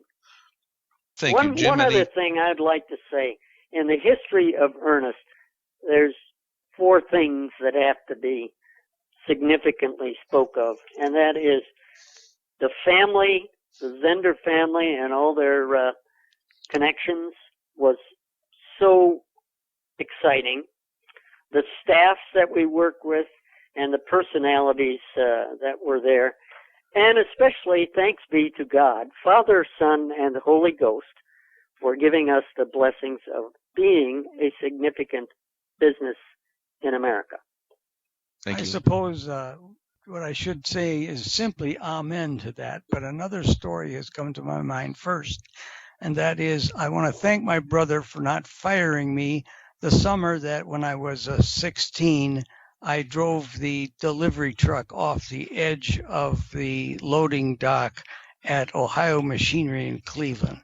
I appreciate, John, that you had confidence and trust that as I went along further in the fastener industry, I would improve and realize that before you go forward, you have to hit the clutch and put it into first gear rather than leave it in reverse. And I thank you for that confidence that you manifested. Well, in response to that story, when you were 16, I was only 12.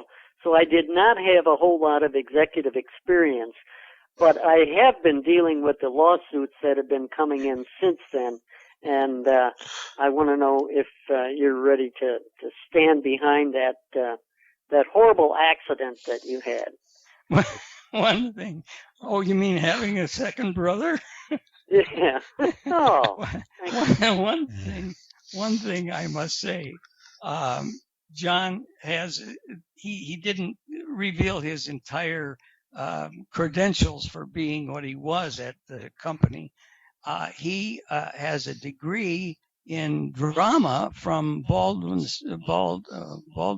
Bowling Green State University. Bowling Green, that is it. And he is a theater man, and so he plays an acting part very well, and is a constant comedian. And when things would get adding on to that, when you're in the fastener business, there's no business like bolt business. That is so true. John, I'd ask if there's a song to go with that, but I'm afraid that there is, and that you'd sing it. So there's no business like bolt business, like no business I know, etc. Well, very good. Thank you. Well, is there any other thoughts? Anything you want to say? Anything, Jim? Well, if these radio shows that the company puts on every so often go into television, I certainly hope it's soon enough so John and I can both be on the screen. Oh, absolutely. John, you'd like that, wouldn't you?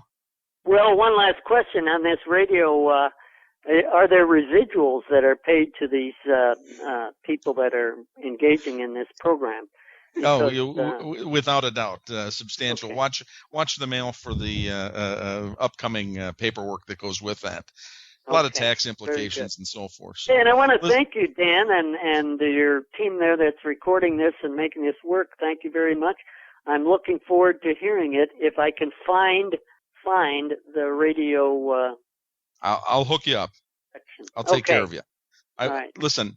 This has been about the two of you and about your history and your time together. So I want to thank you both, Jim and John, for taking this time to set it aside. John, again, I'm sorry you couldn't be here. We're going to go out and have a nice dinner tonight, and we'll have a lift a drink in your honor. And we'll send you the money that we would have spent for the dinner. Well, I mentioned to Eric earlier, I just unpacked my suitcase. I was ready to go. And if it wouldn't have been that American Airlines was just a little bit timid about sending a plane from Cleveland to Chicago, I would have been there, and I would have rather been there in person. But this is second best. Thanks again. Well, thank you. Thank you very much. Thank you, too. Ed, thanks. There might be no business like bolt business, but we have business on the other side. And we'll talk to you then. It's Fully Threaded.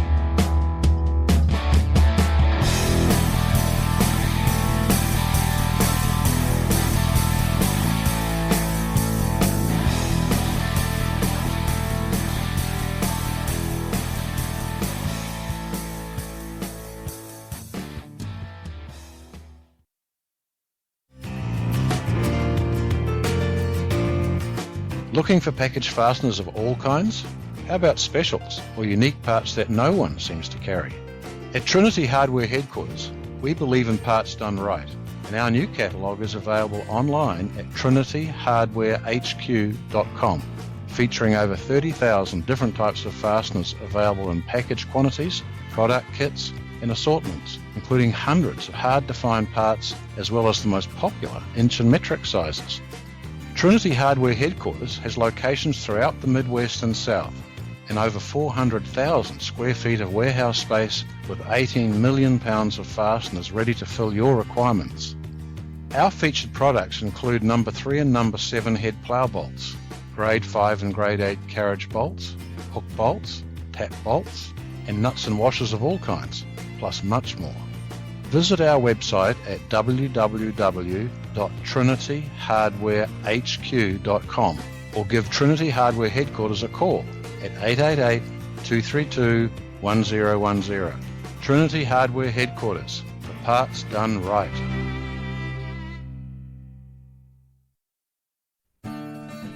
Hey, fastener people. Let's meet in the middle in Kansas City, Missouri for the All-American Fastener Show, May 8th to the 9th, 2013. This is Heidi Voltrauer, and I'm so excited to have the show in Kansas City at the Intercontinental Hotel on the Plaza. And getting there is easy. Once you catch a direct flight into Kansas City or make the drive, you can park your car and enjoy the hotel and plaza with all of its amazing shops and restaurants right across from the hotel. We will have the golf tournament, booth setup, and of course our famous Fastener Bash on May 8th. And the show will be on the 9th starting at 9 a.m. We've also added a lunch seminar the day of the show. For all your information about the All-American Fastener Show, look at our website at allamericanfastenershow.com. Hope to see all of you in May at the All-American Fastener Show in Kansas City.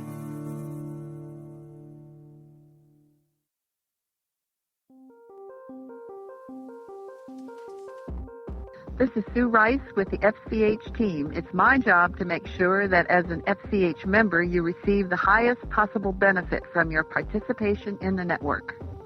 Did you know that once you're logged into FCH, you have access to exclusive search tools, site statistics, and tracking information about your inventory and source finder inquiries? It's all just a click away, and I'm happy to walk you through it. If it's time to refresh your inventory, don't worry. We'll run your listings through our scrubber software and get you up and running in a very short time. If you can attach a spreadsheet to an email, you can list inventory on FCH. We can also show you how to optimize your listings to attract the most hits for your type of fastener. Send email to Sue at fastenersclearinghouse.com and let me help you get the most from the FCH sourcing network. I look forward to hearing from you soon.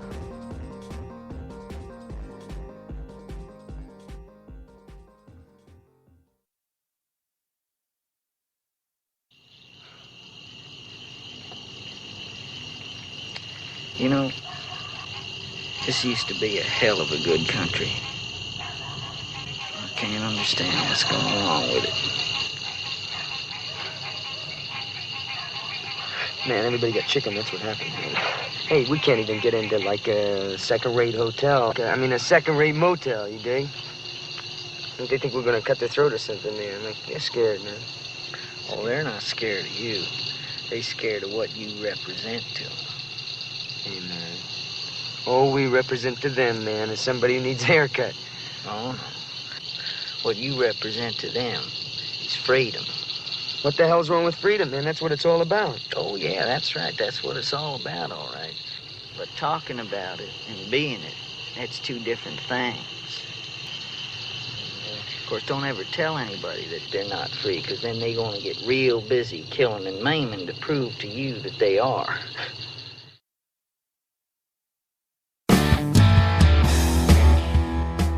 This is John Butler with K&L Sales, your source for fastening technologies. And you're listening to Fully Threaded Radio.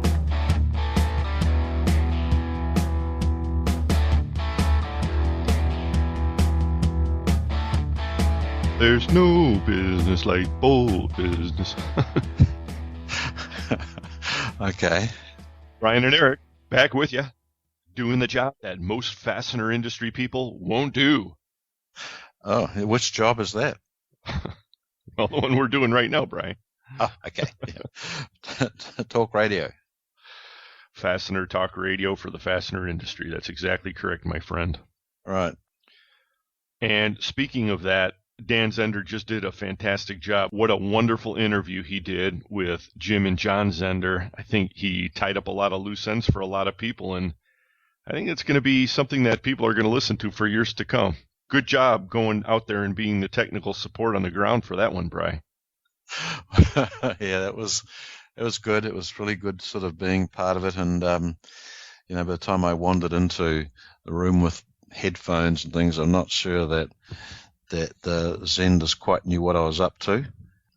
And, but by the time it worked out that you could use a headphone and you could hear people and everything, it went really, really well. And,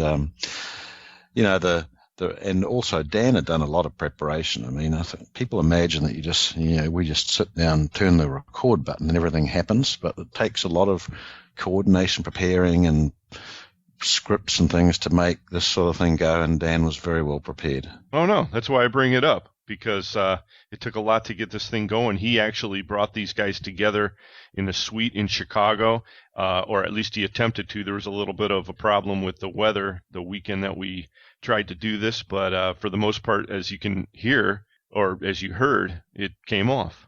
Yeah, yep. And well. Now, did you notice, speaking of kind of the technology aspect of this whole thing, did any of the Zehnder's have an iPhone 5 in their possession?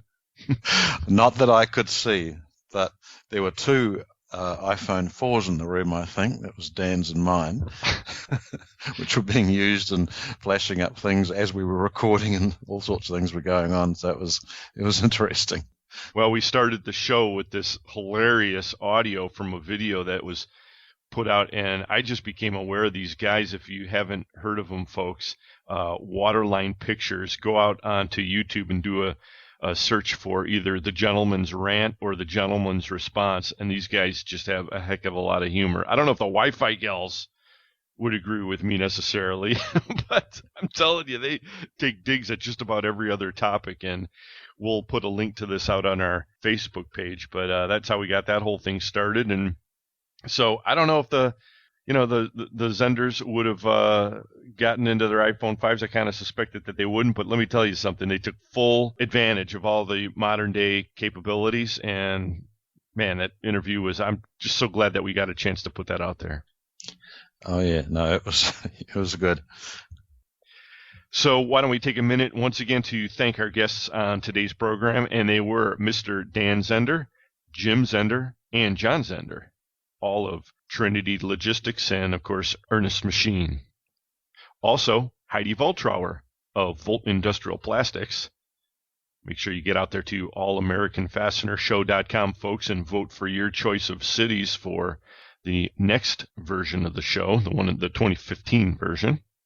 Yeah, Anchorage is not in the set of choices, incidentally. We didn't talk about what kind of barbecue they had. Maybe that's a good topic for another show, Brian. Okay. I ain't going there. Also, the one and only Mr. Mike McNulty with the Fastener News Report. Great job today, Mike, and Holden Lewis bringing us the October Fastener Distributor Index numbers. Thanks also to our title sponsors, and they were Stelfast, for service you deserve and people you trust. It's Stelfast. And Beacon Fasteners and Components. Beacon Fasteners. Nice threads. Our other sponsors on today's program were Trinity Hardware Headquarters, Fastenal, Fastener Technology International Magazine. Yeah, thanks to all of you. We appreciate it, and it helps keep Fully Threaded going. It absolutely does. And we also thank all of you for listening to Fully Threaded. Please get with us anytime with your comments, feedback, suggestions, grievances. Our email address is ftr@fullythreaded.com. We're also out there on Facebook, and we're also on Twitter, and you can get with us at the handle Fully Threaded. Yeah, and folks, don't forget to listen to us on your whatever handheld device you have, preferably not when you're trying to use the steering wheel, but just put it on, listen, and play and listen. Right, and that goes for your iPhone, your BlackBerry, or your Android device. We've got instructions on how you can subscribe right on the fullythreaded.com website. And to wrap up the podcast today, Bri, we have a lot of people who listen to Fully Threaded on a regular basis, and they know that we definitely had a horse in the recent electoral race, and our horse did not win, but many people out there are on the other side, and they had, I guess, a lot to celebrate, and I guess they'll all be kind of celebrating some of the things that are happening right now. There's a lot of headlines out there, and I got one that we can read, and possibly we can all agree that there is some good news. Yeah, okay, and what's that? Well, this one comes to us from thehill.com, and the headline is, Interior Proposal Would Limit Commercial Oil Shale Development on Federal Lands. And this one is a big win for people who are big fans of the sage grouse. Oh, thank God for that. Story starts, the Interior Department on Friday issued a final plan to close 1.6 million acres of federal land in the West originally slated for oil shale development. The proposed plan would fence off a majority of the initial blueprint laid out in the final days of the Bush administration. The move is sure to rankle Republicans who say President Obama's grip on fossil fuel drilling in federal lands is too tight. Interior's Bureau of Land Management cited environmental concerns for the proposed changes. Among other things, it excised lands with, quote, wilderness characteristics and areas that conflicted with sage grouse habitats. So there you have it, folks. I mean, well, I'm glad they've got that going. I mean, I wouldn't want us to actually be sufficient in oil or gas. No, not when there's sage grouse at stake here. Yeah, I know. Yeah. Well, you can turn that into some form of fuel. I mean, it just takes a little bit too much energy to do it. The guano, you mean? The sage grass. Oh, yeah. Well, all these biofuels are sure to replace fossil fuels in the near future. So, this is just a great move. And, of course, we're being completely satirical. And this has been a huge loss. I had the chance, right before the election to attend a Freedom Works meeting. And the great Lech Walesa, the former president of Poland, the president who really was the guy who brought down communism in Poland during the time of Ronald Reagan, was in attendance at this meeting. And, of course, he was there to whip up enthusiasm for the election. And he made a comment that really struck me. And, of course, it's haunting now in hindsight based on what's happened. And he said two things, really. One, Poland and East Europe and these countries who have experienced totalitarianism, who have experienced communism, they're really all hoping and pulling for America to regain its leadership role. And they really wanted that to happen. And number two, he said that one of the biggest requirements for democracy to work is participation. I mean, how ironic is that? In other words, everybody needs to vote. Everybody needs to get out there. And, that's really what happened was, if we're to believe the pundits, I mean, we just had a whole bunch of people who just decided to, vote by default, really. Right. To not vote. Yep, I know. Well, the problem is you've got 4 years to bitch and moan about it. Well, I don't know about that, Bri. We're not going to be bitching and moaning, but we're going to wind up this episode of Fully Threaded Radio, I guess in a little bit of an unconventional way, and we're going to play a snippet from the great Mark Levin, scholar and constitutional conservative extraordinaire, and these were his reactions on November 7th.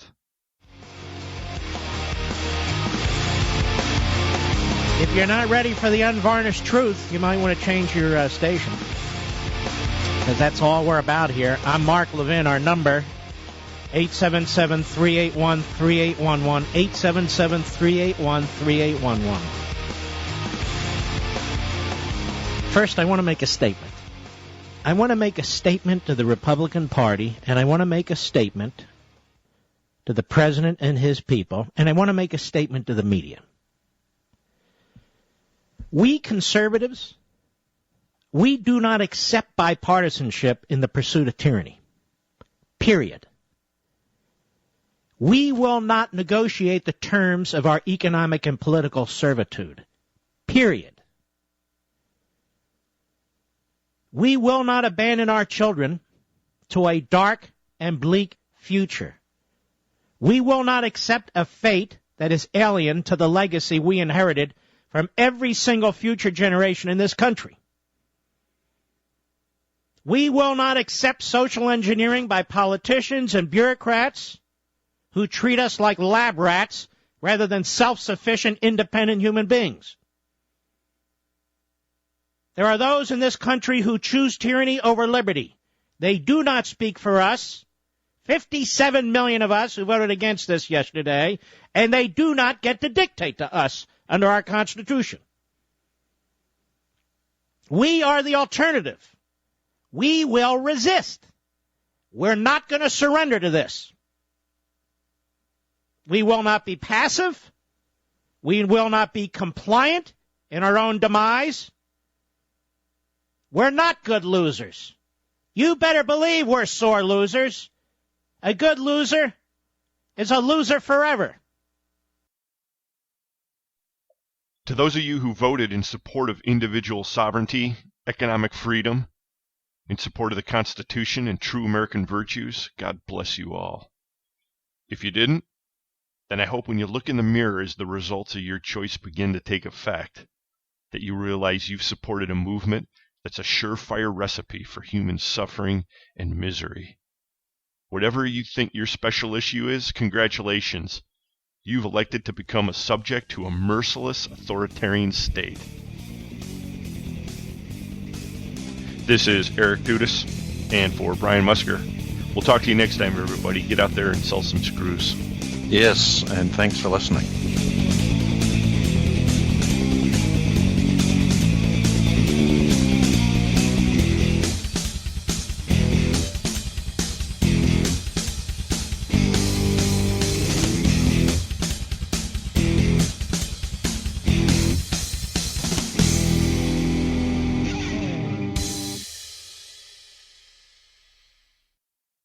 Fully Threaded Radio is a production of Fastener's Clearinghouse. Music provided by Audionautics.